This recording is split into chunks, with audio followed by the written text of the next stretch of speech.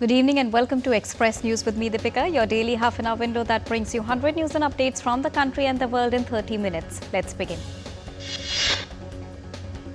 Prime Minister Narendra Modi on Thursday chaired a meeting to review the progress and future plans of fisheries sector with focus on deep-sea fishing and seafood exports. India's Defence Minister Rajnath Singh visited Srinagar in Jammu and Kashmir on Thursday to review operational readiness in the sensitive region and took stock of the situation following Operation Sindoor launched on the 7th of May. Addressing soldiers of the Indian Army at Badami Bagh Camp, Srinagar, Rajnath Singh underscored that Operation Sindoor is not just a name, but it represents a strong commitment, highlighting India's will to take decisive action and tough decisions when necessary to defend its interests. Civil Aviation Minister Ram Mohan Naidu Kinjarapu also visited Srinagar and Jammu on Thursday and reviewed ongoing development work and interacted with the airport staff. He expressed gratitude for the airport team's dedication and quick response following the Pahalgam attack. Chief Army Staff General Upendra Dwivedi visited the Dagger Division under the Chinar Corps on Thursday. He praised the Indian Army troops for the exemplary performance during Operation Sindoor. In India's Jammu and Kashmir, 3 terrorists were killed in an encounter with security forces in Nadar area of Pulwama's Thrall. The encounter under Operation Nadir broke out on Thursday morning between security forces and terrorists in Thrall after receiving specific input about suspicious movement. The Indian Army's Romeo forces going door-to-door in areas of Poonch district near the line of control that were heavily impacted due to shelling by Pakistani to provide locals with medicines and ration. The Indian Army successfully conducted large-scale military drill known as Exercise Teesta Prahar, showcasing joint combat synergy and readiness in challenging riverine terrain. An Indian technical team is in New York engaging with the key UN bodies to designate the Resistance Front or TRF, a front for the Lashkar-e-Taiba, as a UN-listed terror outfit for its alleged involvement in carrying out the Pahalgam attack. In the British Parliament, Conservative MP Bob Blackman questioned about the steps the UK Foreign Secretary is taking to ensure the terrorist bases are removed from Pakistan-occupied Kashmir. Foreign Secretary David Lammy said that UK will continue to work with close partner to deal with terrorist threat. Congress MP Shashi Tharoor praised Prime Minister Narendra Modi's speech on Operation Sindoor and said that military actions against Pakistani-based terrorists is also being praised by opposition leaders in the country. He added that Prime Minister Narendra Modi handled the situation between India and Pakistan extremely well. As part of the 11-day-long Tiranga Yatra that began across the country on Tuesday in Jammu and Kashmir, Srinagar, a Tiranga Yatra was taken out at Sher-e-Kashmir Park that echoed with the spirit of Hindustan Zindabad. In Rajasthan's capital, Jaipur, Chief Minister Bhajan Lal Sharma flagged off the Tiranga Yatra from Jaipur's Albert Hall. A massive crowd emerged to participate in the Yatra to pay homage to the valor of the army. In Uttar Pradesh's Varanasi, various voluntary organizations along with locals participated in Tiranga Yatra to honor the bravery of the armed forces and celebrate Operation Sindoor. In support of Operation Sindoor, a Tiranga Yatra was organized in Raipur. Carrying the national flag and chanting slogans, participants from all walks of life paid tribute to the bravery and sacrifice of Indian soldiers. In the resolve of a Naxal-free India, the security forces have killed 31 notorious Naxalites in the biggest ever 21-day operation against Naxalism on the Karagattulu Hill at the Chhattisgarh-Telangana border. In a firm rebuttal to the Supreme Court's April 8th verdict, which imposed deadlines on the governor and the president for deciding on state bills in the Tamil Nadu government versus governor case, President Draupadi Murmu has questioned the validity of such a ruling, emphasizing that the constitution does not prescribe any such time frames. Foreign Affairs Minister of Honduras Enrique Reina arrived in New Delhi on Thursday for a 4-day official visit to India. The Honduras Foreign Affairs Minister inaugurated the Embassy of Honduras with India's External Affairs Minister Dr. S. Jaishankar. Speaking to the reporters, Dr. S. Jaishankar thanked the visiting Foreign Affairs Minister for his support to India on Operation Sindoor. Indian equity indices ended on strong note with Nifty 50 above 25,000 on Thursday. Sensex was up by 1,200 points and closed at 82,530. Indian rupee fell 27 paise to 85.55 against the US dollar at closing on Thursday. Gold futures maturing on the 5th of June were priced at 91,980 on multi-commodity exchange. Silver futures for the 4th of July maturity stood at 94,864 per kilo on the NCX. Crude oil prices dipped by 4% and traded at $63.52 per barrel on Thursday.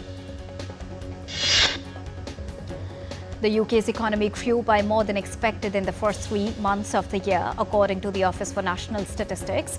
The economy expanded by 0.7% in the January till March period. The Eurozone economy grew by 0.3% in Q1 2025, slightly below the previously estimated 0.4%, according to revised data from EU's official statistics agency. S&P 500 futures dipped early on Thursday after a third straight gain, driven by a temporary US-China tariff truce, with SPY closing at $584.74, down from $587.59. South Korea has fined Chinese e-commerce giant Temu nearly $1 million for illegally transferring Korean users' personal information to China and other countries. Ukrainian President Volodymyr Zelensky is in Turkey to meet President Tayyip Erdogan to discuss all aspects of the latest developments in Russia-Ukraine conflict. NATO foreign ministers gathered in Antalya, Turkey on Thursday for a two-day informal meeting to discuss ending the Russia-Ukraine conflict. NATO's foreign ministers posed for a family photo ahead of the meeting. NATO chief Mark Rutte noted that the ball is in Russia's court to take the next step in potential peace talks with Ukraine. United States Secretary of State Marco Rubio emphasized that there is no military solution to the Russia-Ukraine conflict, stressing that a diplomatic agreement is necessary to bring an end to the conflict. Turkish Foreign Minister Hakan Fidan said there was a new window of opportunity to achieve peace between Ukraine and Russia, adding that he hoped planned talks between the sides in Istanbul would open a new chapter. US President Donald Trump has indicated that he would go to talks in Turkey on Friday if it was appropriate. US President Donald Trump on Thursday visited the troops in Doha, Qatar. Earlier, Donald Trump urged Syria's President Ahmad al-Shara to join the Abraham Accords, normalizing relations with Israel, as the two leaders met in Riyadh in a first encounter between the leaders of the countries in 25 years. Syrian president called the lifting of sanctions on Syria announced by Trump as a historic and courageous decision. Donald Trump renewed his appeal to Iran to reach a nuclear deal with the US and its allies, saying he wants to see Iran thrive and that he is counting on Qatar to help pave the way. Iranian President Masoud Pezeshkian said Iran would not bow to any bully in response to Trump's earlier criticism of Tehran during his Gulf tour.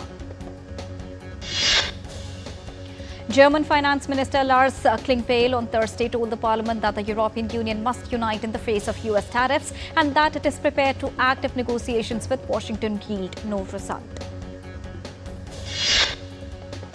Trade representatives of 21 Asia-Pacific Economic Cooperation member economies gathered in South Korea's Jeju on Thursday to discuss multilateral trade and other cooperation agendas.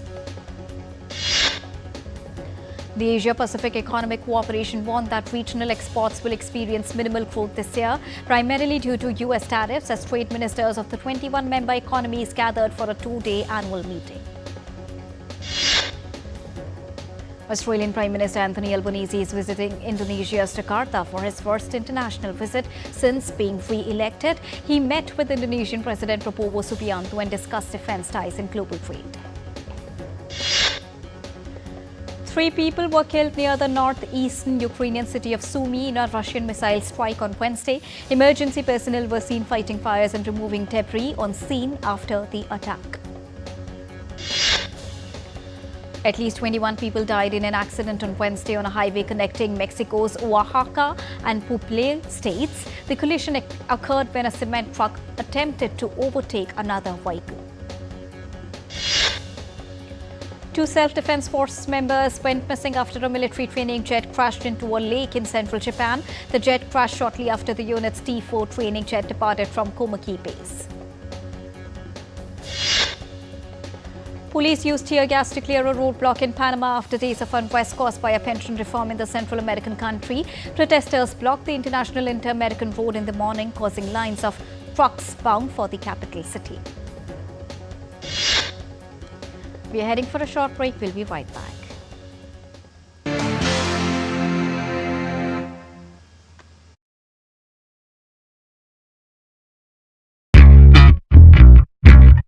I'm on a quest to explore the history of Goa.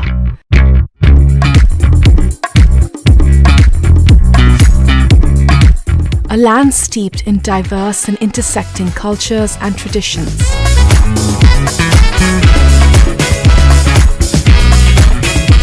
I think this is one of my favorite pieces of art in the city. Here, influences from multiple faiths coalesce in beautiful ways. From religious sites to charming villages and vibrant streets.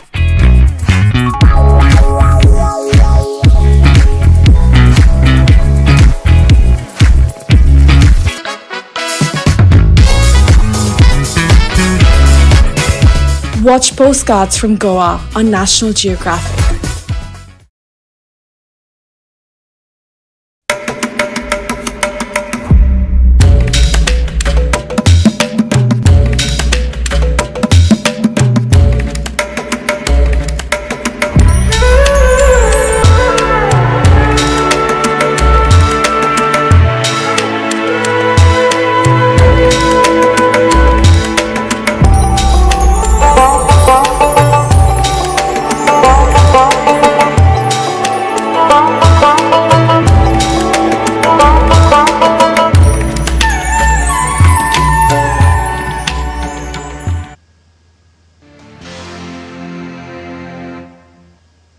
Welcome back to Express News. Let's continue. 3 wildfires, Jenkins Creek, Camp House and Munger Shore are raging across northern Minnesota, with Jenkins Creek expanding to over 20,000 acres. A massive wildfire in central Canada has killed 2 people and displaced nearly 1,000, signaling the start of a potentially severe fire season. Heavy rainfall triggered severe flooding in western Maryland's western port, submerging roads, flooding a firehouse and forcing the evacuation of over 200 students and staff. Texas is grappling with record-breaking heat, with Austin hitting 99 degrees Fahrenheit on Wednesday, surpassing a 2003 record of 96. Mumbai is under a yellow alert from the Indian Meteorological Department, expecting thunderstorms, lightning, moderate rain and gusty winds of up to 50 kilometers per hour on Thursday. In sharp contrast, North India continues to suffer under extreme heat, with heat wave conditions likely between the 15th and the 18th of May in UP and West Rajasthan. Shillong in northeast Indian state Meghalaya is seeing heavy rain as the southwest monsoon continues. Locals are dealing with wet streets and daily disruption, with more rain expected. Mangaluru in South India's Karnataka experienced rainfall on Thursday, easing the recent heat. Showers led to wet roads and cloudy skies. More rain is also expected in the coming number of days. Telangana's capital Hyderabad received heavy rain in several areas on Thursday, easing dry conditions. The showers lasted for a short duration but left several areas waterlogged. A dust storm hit India's capital Delhi and nearby NCR on Thursday, rising the AQI above 200. Air quality dipped to poor amid dusty skies and low visibility. 16 countries are vying for a spot in the Eurovision Song Contest's second semi-final, culminating in the grand finale at St. Jakobsschule in Switzerland's Basel. US Naval Academy freshmen completed the annual Hawthorne Monument climb, scaling a 21-foot freeze obelisk in tradition dating back to 1950. A South African granny pageant in Tokoza celebrated senior women with a vibrant catwalk honoring their beauty and spirit. Fuzua's Park in Fujian, China are hosting flower viewing events using vibrant floral displays to draw residents for spring outdoor activities. Thousands of lanterns illuminated the night sky at Borobudur, a temple in central Java of Indonesia, creating a stunning spectacle during a cultural celebration. Chilean Catholics in Santiago joined a procession for the Christ of May, a revered statue believed to protect against earthquakes in surviving the 1647 quake. Guinea-Bissau's first art biennial, MOEC PES, opened in Bissau, showcasing global artists and performers in a month-long event until the 31st of May. Black-winged white stills attract bird watchers to Kelani Bay on Lesbos, Greece, which is a hotspot hosting over 330 bird species since 1990s. Vienna Zoo welcomed 2 giant pandas in a ceremonial event featuring a traditional lion dance, delighting visitors and boosting conservation efforts. MIT engineers developed an insect-sized hopping robot for disaster response, capable of navigating tough terrain and carrying heavy payloads. Dutch scientists unveiled a liquid hydrogen-powered boat in The Hague, aiming to pioneer sustainable fuel solutions for the shipping industry. Thailand is building a 120-acre wetland zoo in Pathum Thani, slated to become the world's first dedicated wetland zoo. The initial phase of the project is expected to open in 2028. A team from South Australia has developed a mobile recycling unit that processes plastic waste from oyster farms, aiming to clean estuaries and reduce environmental impact. Thousands of devotees in Tamil Nadu's Talukalam prayed to Lord Kalagar as his palanquin began its return to Alagar temple during a vibrant festival. In a remarkable achievement, 65 years old Prabhavati from Mumbai City achieved 52% in her class 10 board examinations, proving that age does not limit learning. French director Émile Bonin's feature film Leave One Day opened the 78th Cannes Film Festival. It marked the first female directorial debut that opened the cinema showcase. Worldwide celebrities including Eva Longoria, Juliette Binoche, Leila Slimani and Rebecca Petriazza Armstrong attended the Women of the World dinner at Cannes to celebrate the emancipation of women. The cast of director Sergei Loznitsa's Two Prosecutors, an in-competition film, walked the red carpet at the 78th edition of the Cannes Film Festival. Cast of Mission Impossible 8 walked the red carpet at the 78th edition of Cannes and received a 5-minute standing ovation at its grand premiere. India's Bharat Pavilion was inaugurated at the Cannes Film Festival. It provides an international showcase of Indian cinema from different regions. Academy Award winner Guneet Monga's initiative Women in Film India is making its global debut at the Cannes Film Festival with the launch of a fellowship for producers, including Tilotoma Show. Actress Lily Taylor has joined the cast of the upcoming film The Hunger Games: Sunrise on the Reaping, an adaptation of the best-selling book by Suzanne Collins.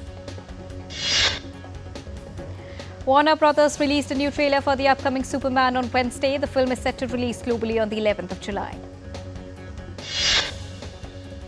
Singer Rihanna revealed snippets of a new song, Friend of Mine, featuring in the film Smurfs. Her song will be released on the 16th of May after a break of 3 years. Bollywood actor Amir Khan reunites with ace director Rajkumar Hirani for Dada Saheb Phalke biopic after successful hits like PK and 3 Idiots.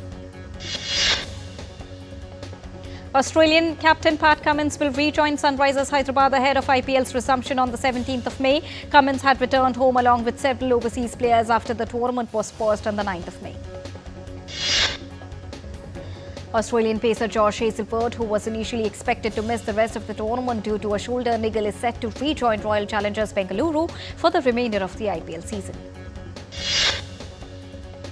Former New Zealand pacer Tim Southee has been roped in by the England and Wales Cricket Board as specialist skills consultant for the senior men's side across formats.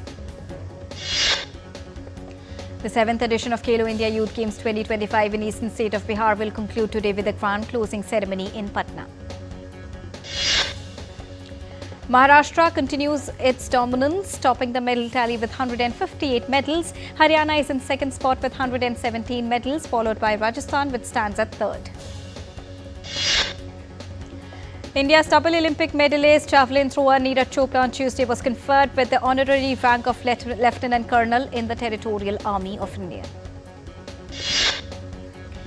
Indian shuttler Lakshya Sen crashed out in the opening round of the Thailand Open on Wednesday. Carlos Alcaraz knocked out British number 1 Jack Draper in straight sets by 6-4, 6-4 to reach the semi-finals on Wednesday. In women's singles category, Coco Gauff marched into the semi-finals, defeating Mira Andreeva in straight sets by 6-4, 7-6. Madrid Open winner Rina Sabalenka was sent packing in the quarterfinals by Chinese 8th seed Zheng Qinfen by 6-4, 6-3. World number 1 Italian tennis star Jannik Sinner met newly elected Pope Leo XIV in Rome on Wednesday. FIFA President Gianni Infantino on Thursday said that Atlanta could be a potential venue for Women's World Cup 2031. Real Madrid kept their La Liga title hopes alive after a thrilling 2-1 victory over Mallorca. Bologna ended a 51-year wait for a major trophy on Wednesday after winning the Coppa Italia with a 1-0 victory over AC Milan. And Nottingham Forest forward Taiwo Vinia has awoken from an induced coma after having surgery to repair a serious abdominal injury. And with this, it's a wrap here on Express News for now, but news and updates will continue here on DD India. So don't go anywhere, keep watching and keep tracking DD India for all latest news and updates from the country and the world. Thank you so much for joining us right now. Namaskar.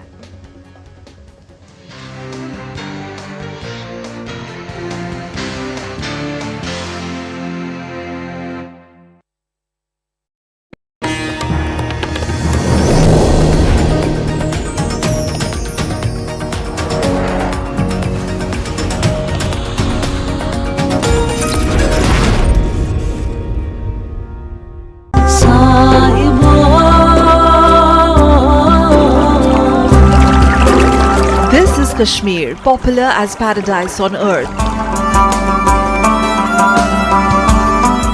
A breathtaking region in North India. The abundance in nature and natural resources make Kashmir the muse of multiple historical references in literature and memoirs.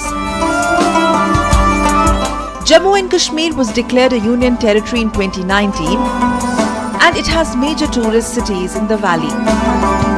This includes Srinagar, Gulmarg, Pahalgam, among others. Nestled in the Pir Panjal and Karakoram mountain ranges of the Himalayas, Kashmir of India is known for its scenic splendor. The celebrated picturesque gardens of Kashmir boast of breathtaking architecture and cultural landscapes, particularly like Nishad Bagh, Shalimar Bagh, Chashma Shahi and Pari Mahal. Snow-capped mountains, plentiful wildlife, exquisite monuments, hospitable people and handicrafts as well.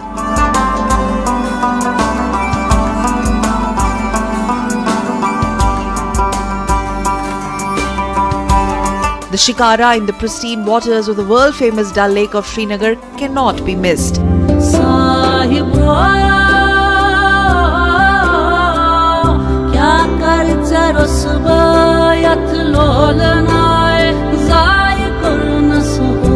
The interiors of Dal Lake leave a charm of their own.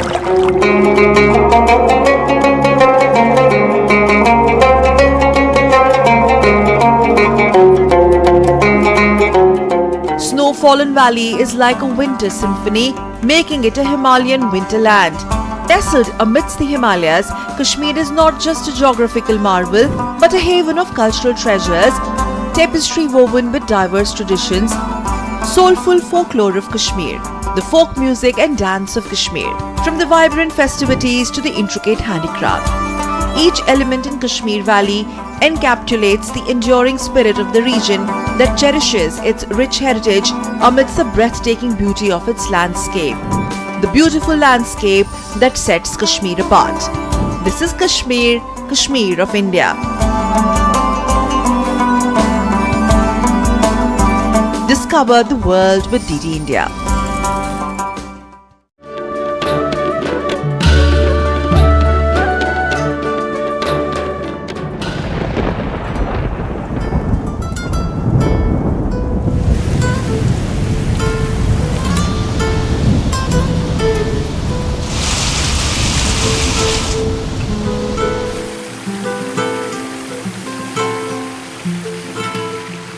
The Northeast India is a land of rivers, and they have shaped the lives and the culture of the people living here.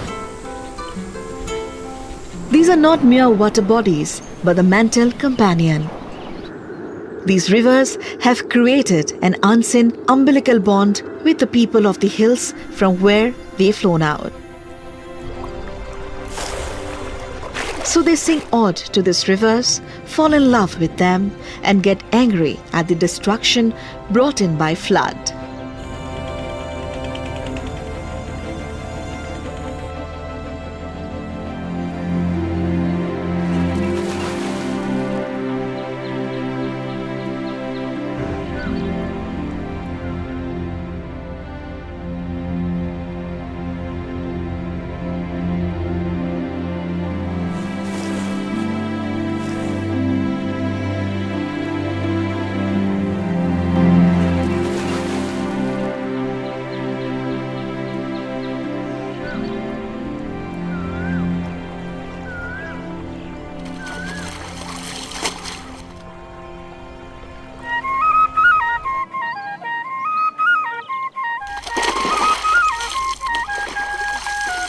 Along the river banks, this is a typical village of the missing community.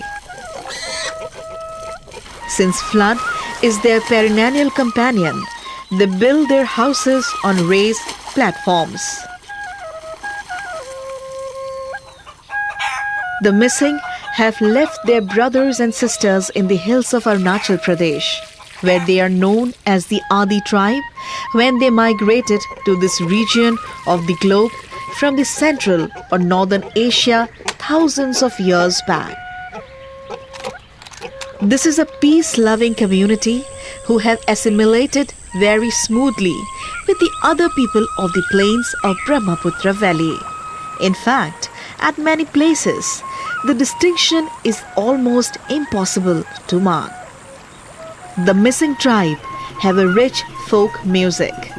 The most popular song of the missing community is called Oinitam.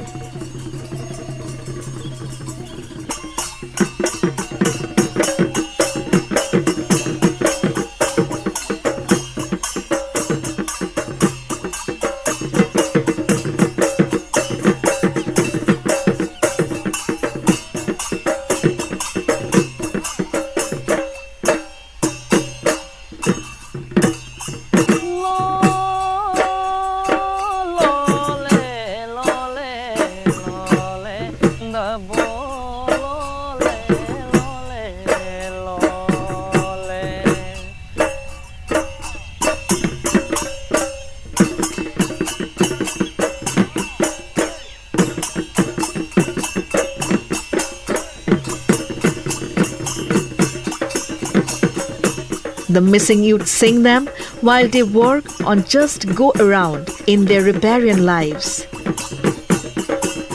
Singing about romance, humor, tragedy and socio-culture experiences.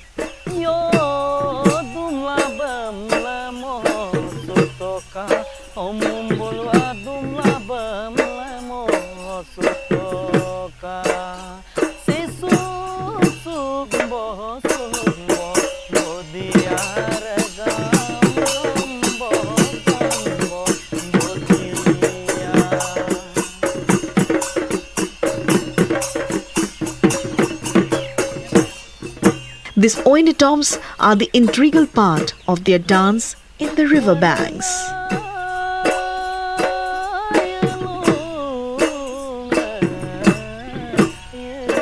Sabidu